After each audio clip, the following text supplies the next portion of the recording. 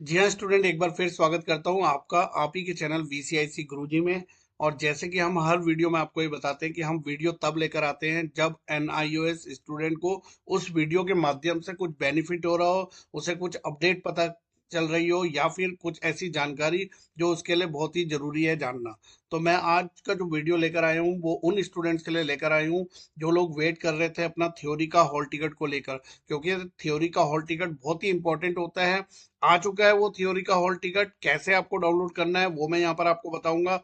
और साथ साथ में आपको जानकारी दूंगा कि किस तरीके से आपको हॉल टिकट में क्या क्या इंपॉर्टेंट चीजें हैं जो देखना बहुत जरूरी है, और कैसे इसके माध्यम से आप जो है आसानी से अपने एग्जाम्स को दे सकते हो, और क्या क्या फायदे आपको मिल सकते हैं। इस वीडियो को जरूर एंड तक देख लीजिए। तो चलिए स्टूडेंट, स्टार्ट करते हैं। सबसे पहले तो देखिए, आप लोगों को पता है कि जो ये एनआईओएस का डेट शीट है या हॉल टिकट है, ये डिक्लेयर करा जाता है एनओएस की वेबसाइट पर, और हम लोग जब ऑथेंटिक रूप से डिक्लेयर हो जाते हैं तभी लेकर आते हैं। अब बात करते हैं कि कैसे आपको यहाँ तक पहुंचना है। देखिए, आपको क्या करना है।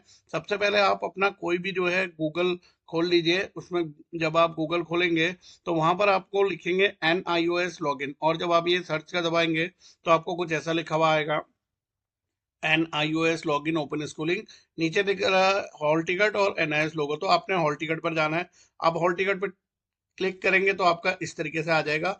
अब यहाँ पे क्या लिखा हुआ है, hall ticket for theory exams. अगर आप इस पर क्लिक करते हैं तो नीचे प्रैक्टिकल भी है, लेकिन हमको थ्योरी का चाहिए तो हम सिर्फ थ्योरी का लेंगे। और यहाँ पर आपको डालना होगा अपना जो आपका एनरोलमेंट नंबर है। जैसे यहाँ पे हम एक एनरोलमेंट नंबर डाल रहे हैं, और जब आप ये एनरोलमेंट नंबर डाल देंगे तो यहाँ नीचे सबमिट करिएगा। सबमिट करने के बाद जब आपका जो है ये पेज खुलेगा तो ये पेज आपके सामने आ जाएगा। अब इस पेज में देखिए, national institute of open schooling hall ticket theory. Theory जरूर ध्यान दीजिएगा, कहीं ऐसा ना हो कि आप प्रैक्टिकल को देख रहे हो। साथ साथ में यहाँ पे डेट दिया गया है अप्रैल में 2024 एग्जामिनेशन, और क्लास बताई गई है सीनियर सेकेंडरी या आपकी सेकेंडरी होगी।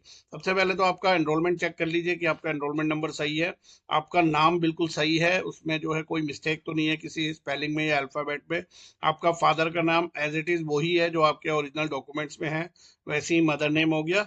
और क्लास 10th आपने कौन से ईयर में पासिंग करा था वो यहाँ पे मेंशन है।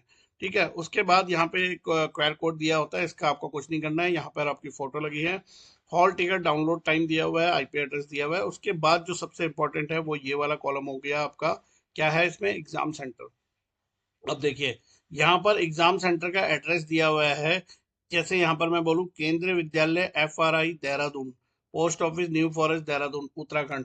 तो यहाँ पर ये आपका वो एग्जाम सेंटर है जहाँ पे आपको थ्योरी का एग्जाम। सबसे पहले आपको यहाँ पे सब्जेक्ट कोड बताया हुआ है। ठीक है, ये सारे सब्जेक्ट कोड आ गए, फिर आपके यहाँ पर ये सब्जेक्ट नेम आ गए। सब्जेक्ट नेम में जैसे यहाँ पे दिया हुआ है हिंदी, तो क्लास 10th 12th क्लास का हिंदी का एग्जाम जो है वो 15 अप्रैल में है, और जिसका टाइमिंग है 2:30 से लेकर 5:30 तक। 3 घंटे का ये एग्जाम होगा, लेकिन आपको रिपोर्टिंग टाइम लगभग लगभग 1:30 या 1 बजे तक तो आपको अपने एग्जाम सेंटर में जरूर पहुंच जाना है। फिर उसके बाद कोई जरूरी नहीं है कि आपके एग्जाम सारे जो है एक दिन के बाद ही होंगे।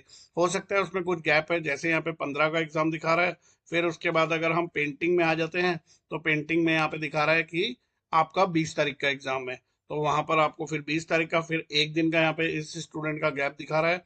फिर इंग्लिश का एग्जाम 22 तारीख को। उसी तरीके से होम साइंस का एग्जाम आपका दिखा रहा है 30 तारीख को, यहाँ पर 30। और फिर डाटा एंट्री ऑपरेशन का अगले महीने यानी कि मई में 15 मई को एग्जाम दिखा रहा है, और टाइमिंग यहाँ पे दी हुई है। कुछ इंपॉर्टेंट इंस्ट्रक्शंस यहाँ पे लिखा हुआ है कि क्या क्या आपको लेकर जाना है, वो भी मैं आपको बता देता हूँ। For getting entry into the examination hall, candidate must bring the original identity card जो एनओएस ने इशू करा है, हॉल टिकट जो आपका एक हॉल टिकट है, and valid photo identity proof जो कि आपका आधार कार्ड हो सकता है, पासपोर्ट हो सकता है, या फिर आपका पैन कार्ड हो सकता है। ठीक है, ये आपको एक तो 3 चीजें कैरी करनी है। फिर उसके बाद आपको carrying mobile phone, cameras, bags, calculator and any other electronic gadget etcetera are not allowed in the NIOS examination centre. ना ही फोन, कैमरा, बैग, कैलकुलेटर या फिर आपका कोई भी इलेक्ट्रॉनिक गैजेट नहीं लेके जा सकते हो आप फिर उसके बाद आपका theory examination in India and abroad will be as per the Indian time schedule given in the above.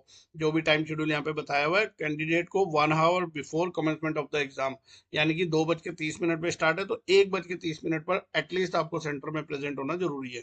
फिर यहाँ पे बताया हुआ है कि candidate will not be appear to appear in the exam if or she report after the commencement of exam. हाँ, ये बहुत बहुत इंपॉर्टेंट लाइन यहाँ पे दी हुई है। देखिए, अगर 2:30 पे और आप सोच रहे हो कि हम थोड़ा सा लेट भी हो जाएंगे तो हमें अलाउड करेंगे, ये बोर्ड एग्जाम्स का रूल होता है कि जैसे ही कमेंसमेंट टाइम ओवर हो जाता है उसके बाद किसी को भी अलाउड नहीं होता है।